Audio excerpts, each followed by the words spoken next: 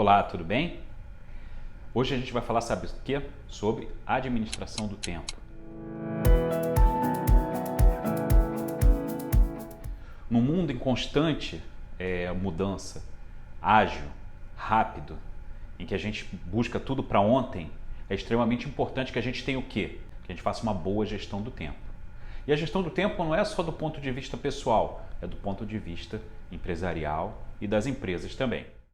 Eu criei, há um tempo atrás, uma certa metodologia que eu utilizei muito quando eu estava na minha carreira corporativa e que permanece até hoje.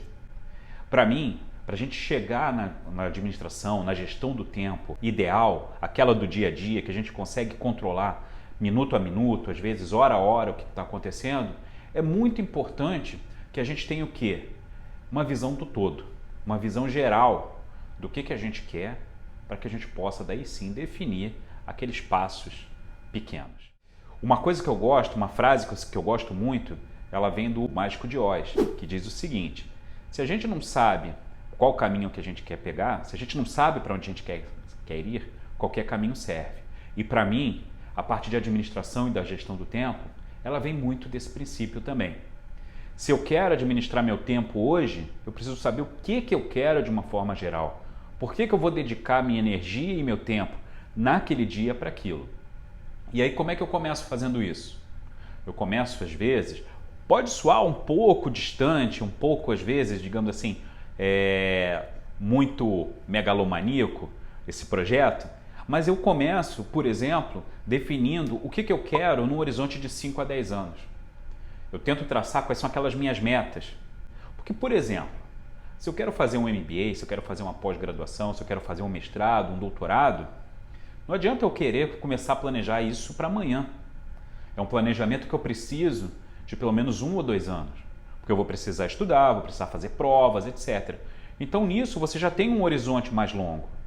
Então, eu vou dar só esse spoilerzinho para vocês antes da gente descer na metodologia. Se eu sei que eu quero fazer um doutorado, e para esse doutorado eu tenho que estudar para ele, eu vou ter que saber quais são as matérias.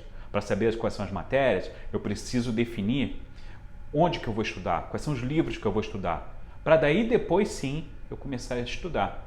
Aí sim eu vou dedicar o meu tempo do dia a dia, às vezes para estudar 1 hora ou 2.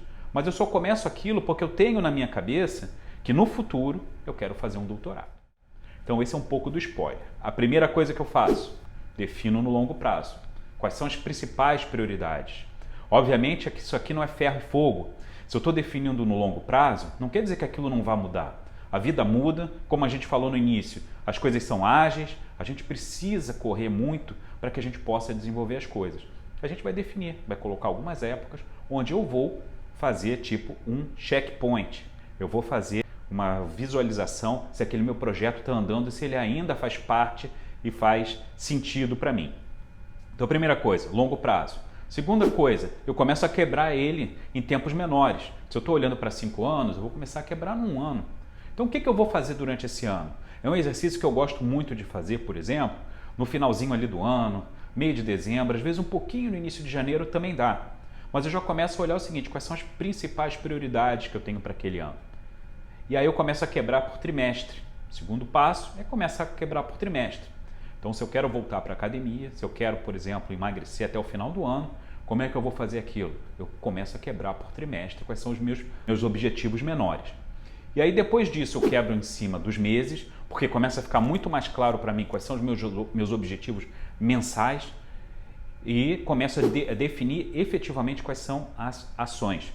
Porque quando eu olho para o longo prazo, o que eu estou definindo são as metas, quais são as prioridades que eu vou ter. Mas no curto prazo, eu estou definindo o quê?